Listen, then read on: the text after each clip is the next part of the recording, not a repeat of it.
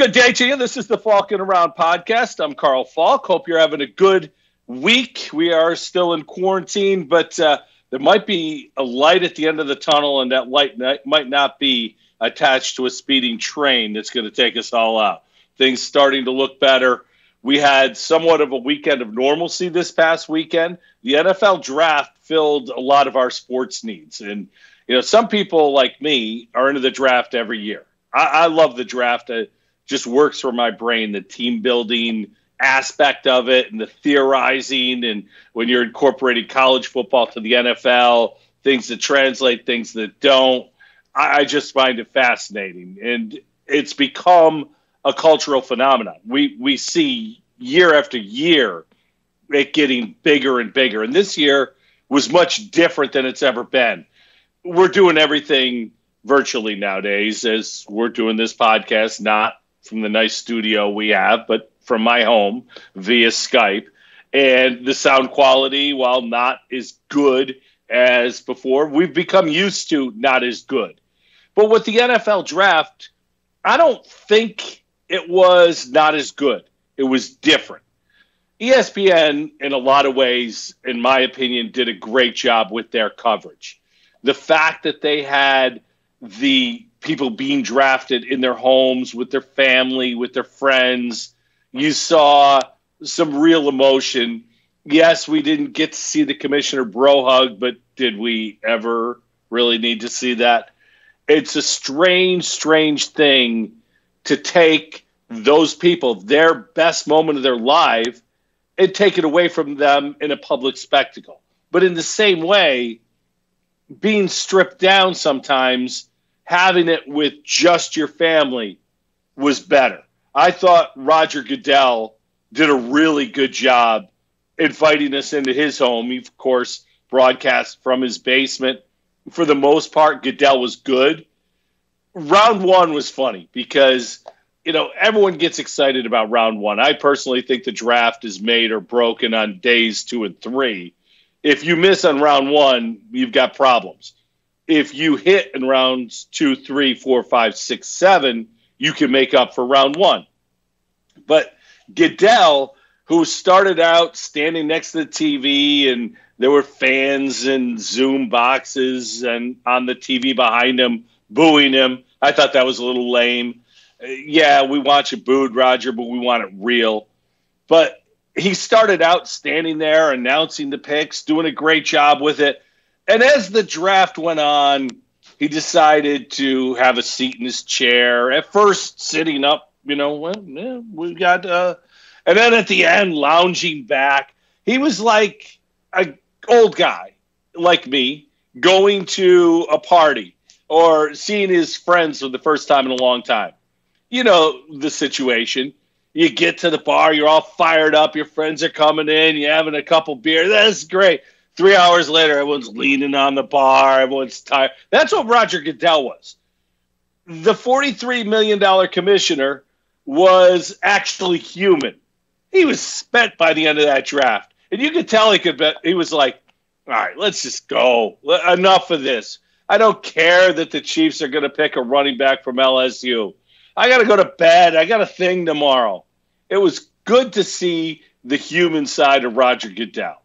Any draft coverage brings back Mel Kiper Jr., ESPN's good draft guru, if you will. He and Todd McShay, and McShay was absent because he is ill with the coronavirus, and I wish him all the best in getting back healthy and on air. Very good broadcaster, in my opinion. But Kiper's the standard for the draft. Why is he the standard for the draft? Not only did he basically start ESPN's draft coverage, this also happened many years ago on ESPN. You know, we got a guy up there. Who in the hell is Mel Kiper, in a way? I mean, here's a guy that criticizes everybody, whoever they take. He's got the answers to who you should take and who you shouldn't take. In my knowledge of him, he's never ever put on a jockstrap. He's never been a coach. He's never been a scout. He's never been an administrator. And all of a sudden, he's an expert. He's in our papers 2 days ago telling us who we have to take. We don't have to take anybody that Mel Kiper says we have to take. Mel Kiper has no more credentials to do what he's doing than my neighbor, and my neighbor's a postman, and he doesn't even have season tickets to the NFL.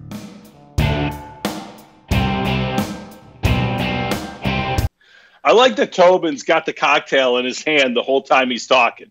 I love that. Calling out Kiper. Who the hell is Mel Kiper? Mel Kiper has created an industry of which many of us are very thankful because we did get some normalcy. In the draft, it was pretty cool this weekend, I thought. Personally, I liked a lot of things. The Bengals taking Joe Burrow. Who knows what Joe Burrow is going to become in the NFL? He's a guy who I think has a chance to be a really good NFL quarterback. The Bengals organization continually gets beat up. They're a smaller market organization that hasn't been good. Sound familiar, Bills fans? They have to earn that respect. I don't know if Zach Taylor is going to be the guy to bring them around. But Burrow gives them a fighting chance. They did some good things in the draft, and I think the Bengals are going to be an interesting team because of Joe Burrow going forward. And I always think this, too, about the NFL. What makes the NFL great is its ability to have the small markets be relevant. The Cincinnatis, the Tennessees, the Buffaloes. When the small markets are good, then the NFL is at its strongest. The big markets, the New Yorks, the Philadelphias, the Dallas, they're always going to take care of themselves. Good, bad, or indifferent, they're going to be interesting. But the NFL needs the small markets to bring their weight up as well. And I think the Bengals did that this weekend. To me, the biggest winner this offseason is the Miami Dolphins. The Dolphins had very good luck in free agency. Byron Jones, the former Cowboy cornerback. They bring in Shaq Lawson. They bring in a linebacker for the Patriots. They're putting different veterans in place to go along with the huge draft haul they got. But it's all going to come down to Tua. Is Tua the guy that they think he can be? And if he is, the Dolphins are going to be very good. I don't know what they do with Josh Rosen. I can't think that they're going into camp with Tua, Fitz, and Rosen. They may. Most teams go with three quarterbacks at some point. But I think Rosen's too good of an asset to be a third quarterback. The Patriots still, at this point, have Jared Stidham and they have Brian Hoyer. Keep an eye on the possibility of Rosen ending up in New England. The Browns, I thought, had a good draft. It worked well with Jedrick Wills falling to them at 10. They didn't have to move up. They didn't have to move down. They got their franchise left tackle. They had earlier signed Jack Conklin in the draft. Conklin and Wills give them nice bookend pieces at the tackle position. They continued to add to their defense as well. It's funny looking at this draft. I thought the Jets did a nice job with Mekhi Becton, the ginormous left tackle from Louisville. They come back in the second round, wide receiver from Baylor, Denzel Mims. The Jets, the Bills, and I'm going to get a lot to the Bills. Don't worry, Bills fans. Patience will be a virtue, as Brandon Bean taught us. The Jets, Bills, the second-year quarterbacks, the Browns, there's a lot of pressure now on these guys. Baker Mayfield, Josh Allen, Sam Darnold. With Baker, he had the great rookie year, and then last year was a train wreck from the beginning. I thought the poor coaching, I thought the inexperience of Baker dealing with a guy like Odell Beckham who freelances more than runs strict routes, I think that hurt. I think the fact that they had no offensive line hurt in Cleveland. Well, those things theoretically have been shored up now. So it's time for Baker to step forward. Josh Allen in Buffalo has a really good team around him. He needs to continue to progress. He's already been to a playoff game, so he's ahead of the other guys in that respect only. And then there's Sam Darnold, who, to me, has gotten a bit of a pass through the first couple of years because of his injuries. He's also played well when healthy at times. He's also played poorly, thus a young quarterback. But these guys now have to step forward. as the teams get better around them, it's up to the quarterback to step up and become the guy that their team drafted them to be. It's two ways to build a football team. You either draft a quarterback and then build around that quarterback, or you build a team and add a quarterback to it. Two different philosophies, but I think now the Browns, to a degree the Jets, and certainly the Bills, have all built around that quarterback. I thought the Dallas Cowboys, a team that I've followed since I was a little kid, had a really good draft, and it wasn't because they did anything special. They just didn't do anything stupid. Jerry Jones, by the way, sweet boat.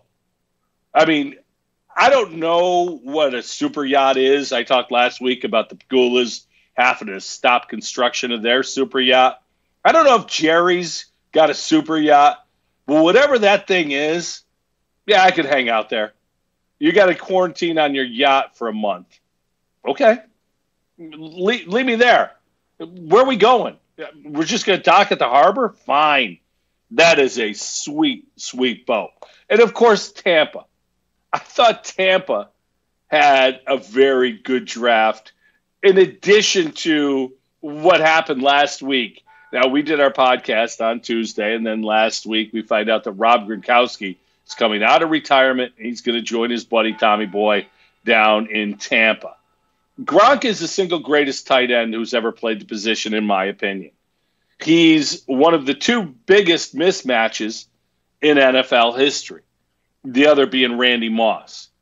Gronk gives Tampa and Brady a legitimate weapon. Now, they needed offensive line help, and they got it in Tristan Wirfs, tackle out of Iowa, who had fallen. They traded up one spot to get ahead of San Francisco and to get in position to take Wirfs. I thought it was a small thing, but a good thing. And now you look at that team skill position-wise with Mike Evans. They've got Curtis Godwin.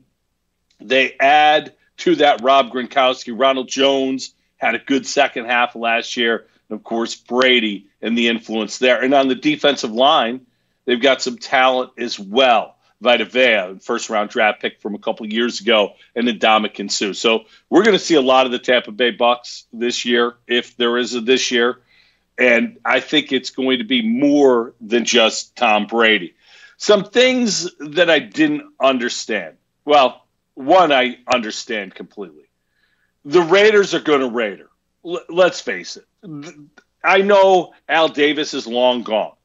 Mark Davis, who had the haircut that we're all going to end up with if this quarantine thing keeps going on, the bowl cut longer than any of us. Mark Davis is probably going to always admire his dad. And frankly, I hope everyone does. I certainly admire my father.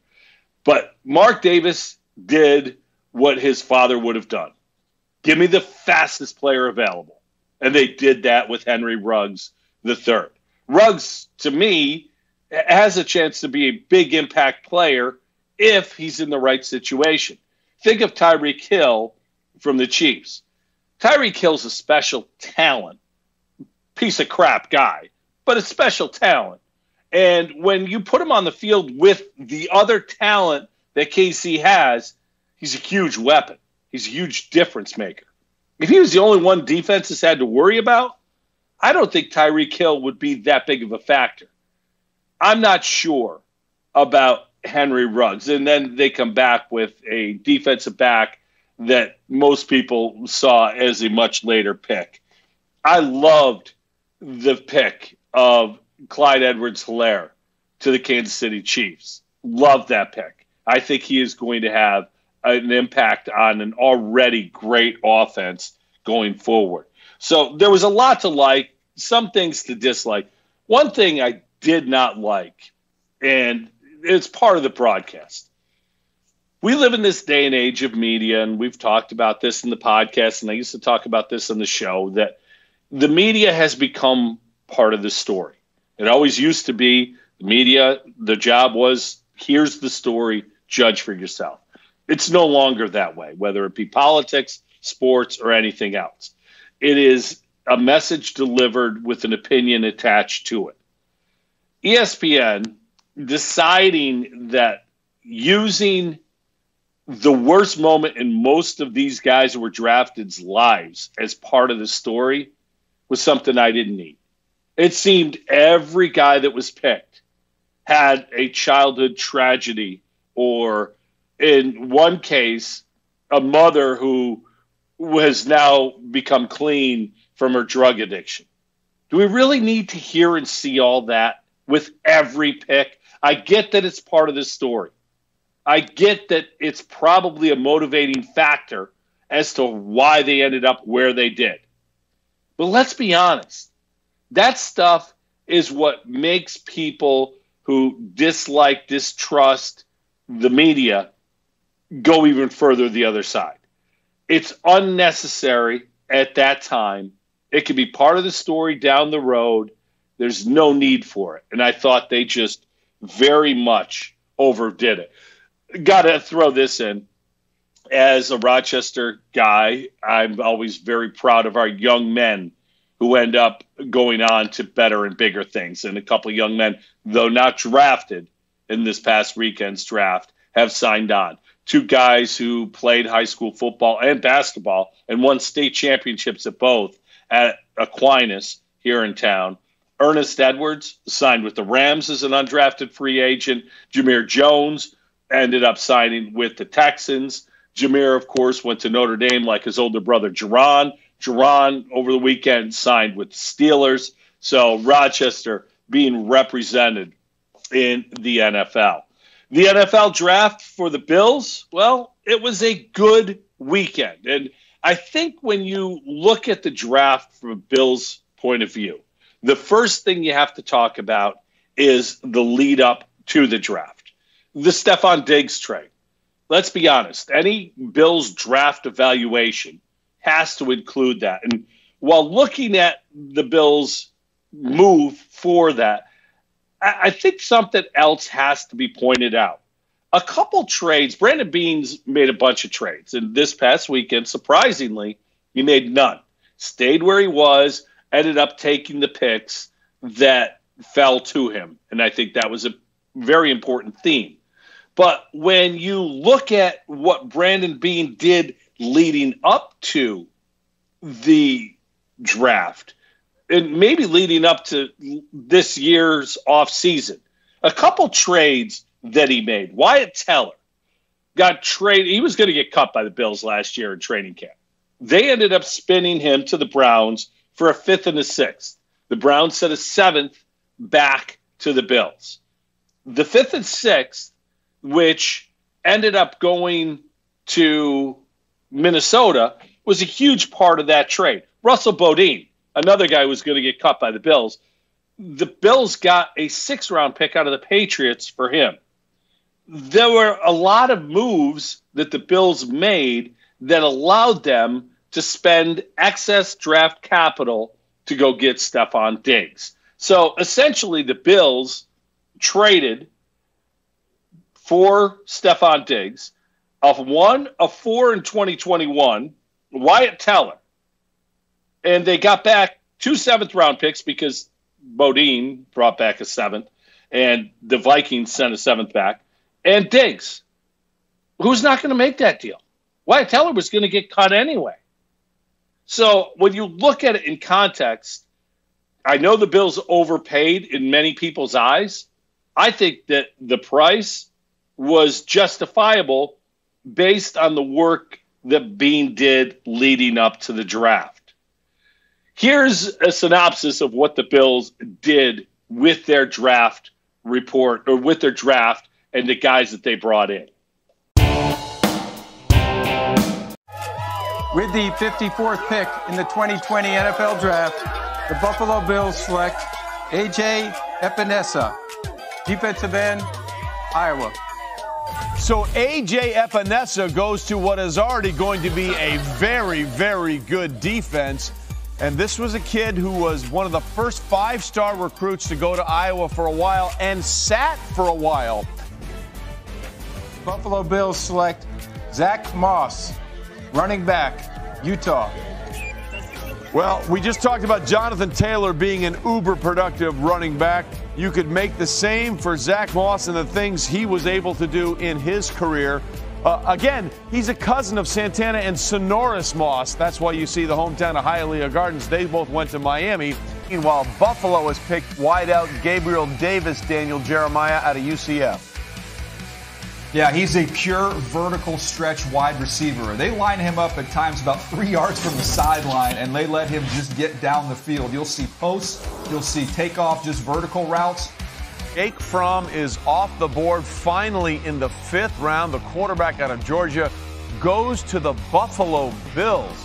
Keep in mind, Jake Fromm led the FBS with 35 wins as a starting quarterback, if you believe wins are a quarterback stat. The one thing I think that's going to be a great fit about this in Buffalo is that Jake Fromm, in his intelligence, his knowledge, has blown teams away during that portion, Lewis. So as a backup, I think he'll be able to help Josh Allen in the meeting room as they prepare to get ready for that week's opponents, maybe more so than most rookie quarterbacks would be prepared to do that. Tyler Bass, the kicker, is going to the Buffalo Bills in the same division. Meanwhile, take a look at the Buffalo Bills. Isaiah Hodgins, the wide receiver, Mel, and again, another son of a former NFL player.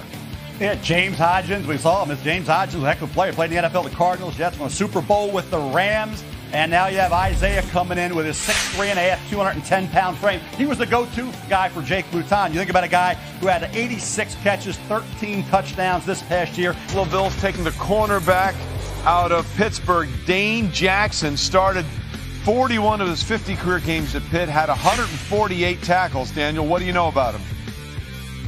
Well, Lewis agrees he's been well educated, I can tell you that much. But this is somebody with only one interception last year. But I thought he was very quick and efficient in his movement, and he had a great week of practice down at the Reese's Senior Bowl. I thought he helped himself there. I'm surprised he's still on the board at this point in time.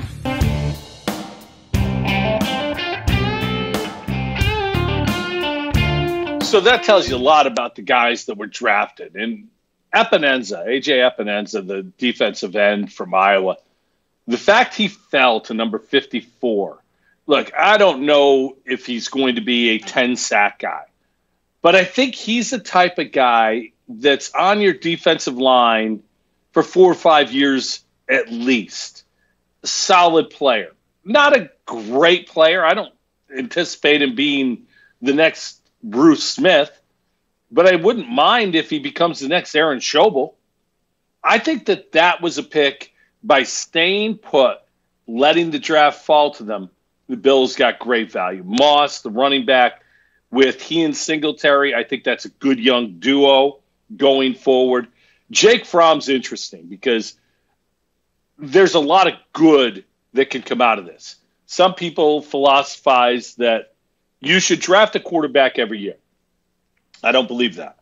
I don't think that's the way you should build a team. However, if a quarterback is there that you believe in, you take him.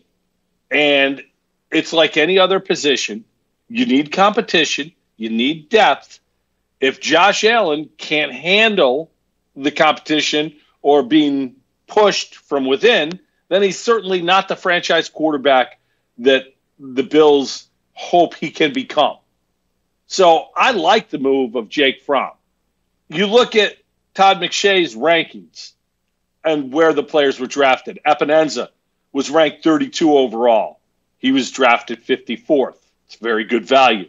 Zach Moss was ranked 57th. He was drafted 86th. Jake Fromm was 54th. That was his ranking. He was drafted 167th.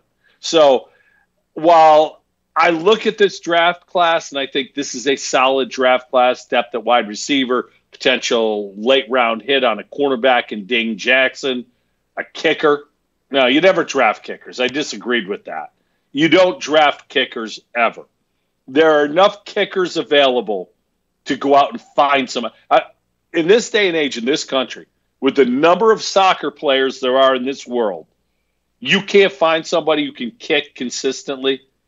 It blows my mind that teams have bad kickers. You should never have a bad kickers. It's crazy to me. So the Bills have reshaped their team, and I say reshaped because it was a playoff team last year. They won 10 games. They're in a situation with a changing division with the Patriots, I think, coming back to the pack. I don't think there's any way to say it other than that. But you start to look at the additions. Stephon Diggs, Mario Addison, Vernon Butler on that D-line. A.J. Klein will likely get a start at linebacker. Josh Norman, E.J. Gaines at the cornerback position. Quentin Jefferson, Harrison Phillips coming back. They went out and signed Darrell Williams for depth on the offensive line. That's a lot of pieces being brought in to add depth and competition to a team that made the playoffs and won 10 games last year. They've lost a few pieces too, notably on that defensive line. Shaq Lawson, Jordan Phillips, Lorenzo Alexander. The leadership of Frank Gore also gone. When you look at this Bills team, this is a team now that's going to have expectations, possibly for the first time in recent history. I mean, when's the last time the Bills were favored to win the AFC East? It's been a long time, 20-plus years away. And I think this team is going to be the favorite in that division. I saw a couple power rankings that came out, and Bills were a top 10 team. And if you think of the NFL, you look at the NFL landscape right now, in my opinion, there are 4 really good teams. The 4 good teams, in my opinion, the 49ers and Chiefs, who played in the Super Bowl last year, the Saints, who had a great draft again, Mickey Loomis, Sean Payton, they are so far and away, in my opinion, the best at team building at this point. Adding Jameis Winston potentially as a backup for Drew Brees, I thought was a very smart move. Brees misses time. Playing the part of Teddy Bridgewater is Jameis Winston. Let's just hope that he doesn't throw 30 interceptions again this year. And, of course, the Baltimore Ravens, what they have done to build that defense and running game in concert, and having Lamar Jackson is the biggest X factor the league has seen in years. I think those 4 teams are above and beyond. And then you've got teams like the Packers and the Eagles and potentially the Titans. There are other good teams, but I think the Bills are right in that mix. I think the Bills can play with any of those teams that aren't in that top 4. So when you look at this team going forward, look at the depth in every position. There's one position, in my opinion, that doesn't have the depth that you need going in, and that's a linebacker position. Quite frankly, the Bills, in my opinion, should and likely will make moves before camp is done to shore up the depth at the linebacker position. If A.J. Klein, the import from the Saints, is going to be the starter replacing Lorenzo Alexander, Matt Milano, Trey Edmonds going along with him, I think this is a team that's set to win. The division, for the first time in a long time, isn't dominated by the Patriots. The Jets are going to be better. The Dolphins are going to be much better. I think those teams have a chance between 6 and 10 games. On the high side, 10. On the low side, 6. That's a far cry from where each of them were last year. And the Bills, I think they're between 9 and 11. I really do. I think that this team should win at least 9 games. It could win 11 games. That is, if there is 11 games. So a lot to like about this weekend's draft. A lot to look at as far as what's going on with the draft and the team building going forward. We'll find out how that goes. Shift gears to the latest episode of The Last Dance. And this documentary has the nation talking. And that's about as good a thing you could say as anything. Now, it might be a little different because we don't have anything else to talk about, right? This is a great documentary. It's something that we all have enjoyed. We're hearing stories. We're seeing things. It's been fun. This past weekend, the first hour was centered around Dennis Rodman. Rodman is a character that there have been few like him in sports. He's a freak. He was a great player. he at times cared as much as anybody and at times didn't care at all. This is a dude who in the middle of the season went to his coach and said, I need a vacation, dude. Got to go to Vegas for a couple days. Now, I get it that this time was when the internet was still in its infancy and Twitter wasn't a thing. But could you imagine an NBA player on a prominent team in the middle of the season being like, yeah, I want to go to Vegas? Well, I can. Johnny Manziel did it for the Browns a couple years ago. Didn't go over well. But with Rodman, it's fantastic. And when he came back, he was supposed to be gone for 48 hours. That didn't work out. Jordan went over to his house and dragged his ass out of bed. While Carmen Electra, who, by the way, still has it, holy crap, Carmen Electra hid. Like, what are we doing here? This is just great, great stuff. And it was riveting to hear that part of it. Then there was the bad boys. The fact that, every great team, every dynasty has to get by the previous one to become the next one. It was the way it was with the Pistons getting by the Celtics and then the Bulls getting by the Pistons. But the Pistons were a different basketball team than we've ever seen. They had guys that were just a bunch of dicks. Let's be honest. Bill Laimbeer's an asshole. Still is. He was a great player, could shoot it. He was the first big man that would step out on a pick and pop, and you'd have to guard him from the 3 line. He went a long way to changing the way. Think about it. He was the first stretch 4 we ever saw. He also was a straight-up criminal when it came to you drive the lane, I'm going to knock you out. It's assault, but it's the NBA in the 90s. We don't care. And you had Rick Mahorn, who was every bit the bad boy that he was. Rodman on the other side of the gym on that situation, getting in everybody's head. And Isaiah Thomas, who one of the more underrated great players of all time. And I think it's because he became very unlikable. And we saw why. Isaiah, who still looks like he's about 20 years old, Isaiah and Laimbeer and Mahorn, when they were finally beaten by the Bulls, didn't even shake hands. They walked off. And if you watch the video, this always got me. Not only did they walk off with the game still going on, they had to walk in front of the Bulls bench to do so. And Isaiah, if you watch the video, ducks down as he's walking by. Like a little bitch who didn't want to be seen or didn't want to have to shake hands. And it always bothered me. And I just said he's a bitch. What did Horace Grant think about Isaiah Thomas? It's fascinating to me because I'm getting an inside peek at the rival of the Chicago Bulls that, we didn't see behind the curtains. The problems that they had and the disrespect that they had for Jerry Krause, their president and general manager.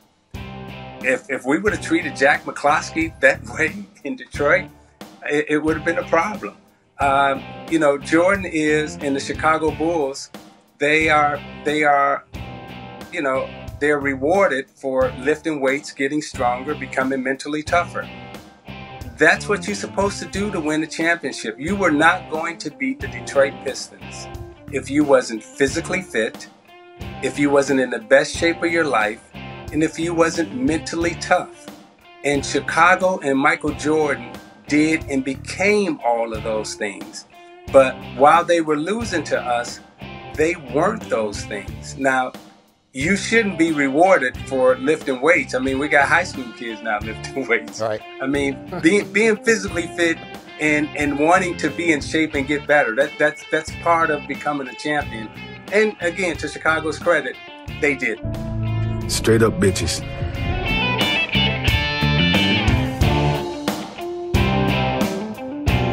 Straight up bitches. I love it. Yeah, look, when they, on The Last Dance, tried to show Jordan Isaiah justifying why he didn't shake hands, it was great. Jordan, I don't want to see it. Nothing you're going to show him. Nothing. And when they see, there you go. And still holds a grudge to this day. And you think about it, the 92 Dream Team, the Olympic Dream Team, which is the greatest, and there was only one. There wasn't a Redeem Team, wasn't a Dream Team. No. Stop with all that crap. The Dream Team was the greatest basketball team ever assembled. It had Magic and Larry, Stockton, Malone, Jordan, obviously, Pippen. It had everybody. David Robinson was on that team. It was a phenomenal collection of great players. And one guy didn't make the cut. One guy didn't get the invite. Isaiah Thomas.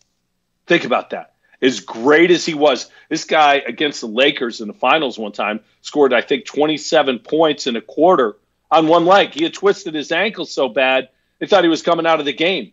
The dude was unstoppable on one leg. It was crazy watching how good Zeke was. But because of the way he played, he was every bit of a bad boy as anyone else. He would cheap shot a whole lot of players along the way and have the big boys come out and defend him. So it's great to relive these rivalries. And the bad blood, it's real, man. It is so very real. Phil Jackson is somebody who's an interesting figure in this documentary. He is the coach who not only is the coach, he's the brother figure. And I won't say the father figure because he's not. The way he connected with Rodman through Native American teachings that he grew up learning based on where he grew up, and Rodman had grown up around some Native American areas, so he understood some of that as well, and they connected that way. Phil Jackson, who back when he played for the Knicks and won a championship for the Knicks, the Knicks actually won a championship at one time, was basically a hippie. Dude was like doing acid and hanging out and just living the life. And, then he becomes the coach, and Jerry Krause hired him. Jerry Krause couldn't wait to get rid of him, broke up this dynasty because he didn't like the fact that Phil got the credit that Krause should have gotten. And I don't know, as great as all the video footage that we've seen is, if you've been watching, Michael Jordan, the way he played basketball was something that we've never seen before. We've never seen a guy have that flair. And it's just watching him, he's the coolest basketball player I've ever seen. He's the most graceful, stylish, come up with the word. But everything he did looked great. And when you're a little kid and you start playing sports, you follow the player that you like the way they look. And you watch MJ and you watch the way he played, every kid played like that, or tried to. Nobody could play like that, but you tried to. And it's just coming back, watching the grace that he hung in the air, the feet flying apart, the tongue wagging, the trash talk, the look. It's just great to see. And it's a great reminder of not only of how great of a basketball player he was, but the way he played the game. I can't wait. There's 6 more hours of this stuff, and it's been great. On the soundtrack, sign me up for this. As an old guy, sign me up for the soundtrack of The Last Dance. It has been fantastic so far. Can't wait to see where it goes from here. I guess selfishly hope that Carmen Electra get her recurring role on this thing, because at her age, looking the way she looks as an old guy, props to you, Carmen Electra. Well, the draft is over, and we now are focusing on the Last Dance because that's the only sport that we're going to see going forward. So the question now is, what's next? And Major League Baseball and golf and the summer sports should be coming up. But are they? I continue to read about baseball will be played this year. And this is something MLB's dead set on. There's going to be a lot of discussions about what to do, how to do it. Still looking at a condensed schedule. They're hoping for maybe an 80 to 100 game season that will begin in July and probably be played in Arizona or somewhere centrally located with many parks. No fans. Players will have to accept a reduced salary because there won't be revenue coming in from ticket sales and all the things that go along with that. Not sure that they're going to go along with that.